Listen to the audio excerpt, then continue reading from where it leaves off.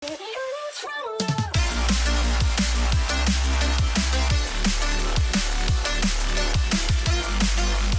geng.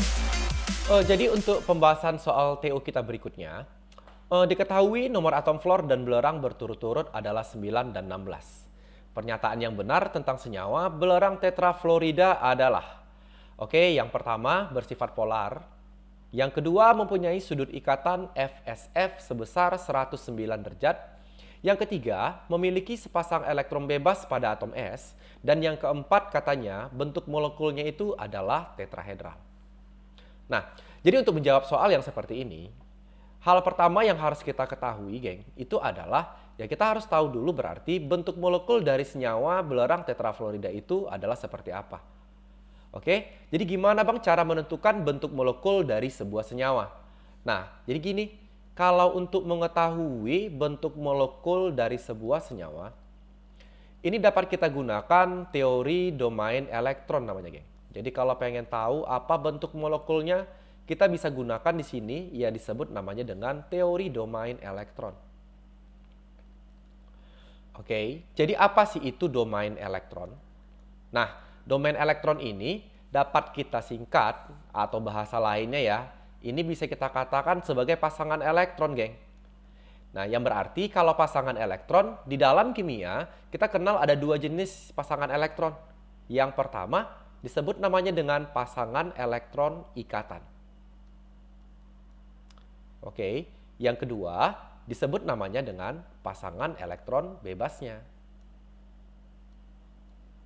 Nah, yang berarti agar kita bisa menentukan bentuk molekul dari sebuah senyawa, ya kita harus tahu dulu ada berapakah jumlah pasangan elektron ikatan dan berapa pasangan elektron bebas yang terdapat di dalam senyawa tersebut. Nah, jadi caranya gimana, bang? Caranya kita bisa tuliskan ini berupa sebuah notasi. Dengan notasinya itu dilambangkan dengan ada A-nya, ada X-nya, dan ada E-nya. Oke, jadi apa sih artinya bang dari A, X, dan E-nya? Nah, untuk A-nya, geng, A ini artinya menunjukkan atom manakah di dalam molekul tersebut yang menjadi atom pusatnya. Oke, sementara yang X, nah yang X ini menunjukkan ada berapakah jumlah pasangan elektron ikatan atau domain elektron ikatan yang terdapat di dalam molekul tersebut. Gitu. Nah, yang berikutnya adalah yang E. Kalau yang E, ini menunjukkan ada berapakah jumlah pasangan elektron bebas atau domain elektron bebasnya yang terdapat di dalam molekul tersebut. Nah, jadi untuk menghitung berapakah jumlah dari E pada sebuah molekul, maka caranya bisa, geng. Kita gunakan rumus yang seperti ini. Nah, yaitu adalah elektron valensi dari atom pusatnya kita kurangkan dengan elektron yang digunakan atom pusat tersebut untuk berikatan. Oke, sisanya, geng, nanti kita bagi dua. Oke, maka inilah nanti yang akan menjadi jumlah dari E-nya atau pasangan elektron bebasnya. Nah, yang berarti untuk menjawab soal kita yang ini langsung aja. Katanya tadi senyawanya adalah belerang tetrafluorida, geng. Berarti kalau kita buatkan rumusnya itu adalah SF4. Oke, berarti langsung kita buatkan notasinya. Nah, kalau senyawanya itu adalah SF4, berarti yang menjadi atom pusatnya itu adalah si S, geng. Berarti kita lambangkan ini sebagai A-nya. Oke, ada berapakah jumlah X-nya atau pasangan elektron ikatannya? Bisa kita lihat dari senyawanya. Yang S ini mengikat F sebanyak 4 buah atau 4 atom. Yang berarti, geng, langsung jumlah pasangan elektron ikatannya atau X-nya itu berarti adalah 4. Nah, oke, berikutnya jumlah E-nya berapa, bang? Nah, untuk menentukan jumlah E, berarti yang pertama kali kita harus tahu dulu dong berapakah elektron valensi dari atom pusatnya. Jadi kalau S kita lihat dengan nomor atomnya adalah 16, berarti kalau kita buat konfigurasi elektronnya adalah 286. Jadi elektron valensinya adalah 6 ya, geng ya. Nah, kemudian kita harus tentukan berapa juga elektron valensi dari si F-nya. Nah, F dengan nomor atom 9 berarti memiliki elektron valensi adalah konfigurasi elektronnya ya, berarti 27 ya, geng. Berarti elektron valensinya adalah 7. Yang berarti setiap satu F membutuhkan satu elektron dari Cs. Sehingga dapat kita rumuskan Nah, jumlah E pada senyawa SF4 itu adalah elektron valensi dari atom pusatnya. Berarti dari si S ya, geng, yang tadi jumlahnya adalah 6. Nah, dikurangkan dengan elektron yang dipakai untuk berikatan dengan si F-nya. Setiap satu F butuh satu elektron. Kalau F-nya ada 4, berarti dia butuh 4 elektron, geng.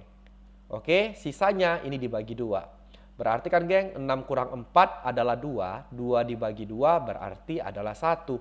Yang berarti jumlah pasangan elektron bebas dalam senyawa SF4 itu adalah 1. Berarti dapatlah kita rumus domainnya ini adalah AX4E. Nah, oke. Jadi sekarang kalau udah tahu kita bentuk molekulnya, teori domainnya, maka langsung aja kalau dia notasinya adalah AX4E, geng, berarti kan udah jelas. Ternyata bentuk molekulnya ini adalah yang berupa jungkat-jungkit. Oke, Bang, seperti apa sih molekul jungkat-jungkit itu, Bang? Nggak tahu kami, Bang. Nah, jadi kira-kira, geng, kalau molekul jungkat-jungkit itu bentuknya adalah seperti ini. Oke, bisa dilihat ya.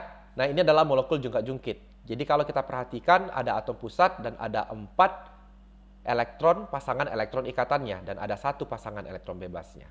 Nah, berarti kita kembali kepada soalnya. Artinya, dari soal ini berarti kan udah jelas. Yang 4 ini adalah salah, geng ya. Karena kan katanya di sini berbentuk tetrahedral, sementara bentuknya itu kita dapat adalah jungkat-jungkit ya, geng. Nah, yang selanjutnya adalah nomor 1. Katanya dia senyawa tersebut bersifat polar, geng.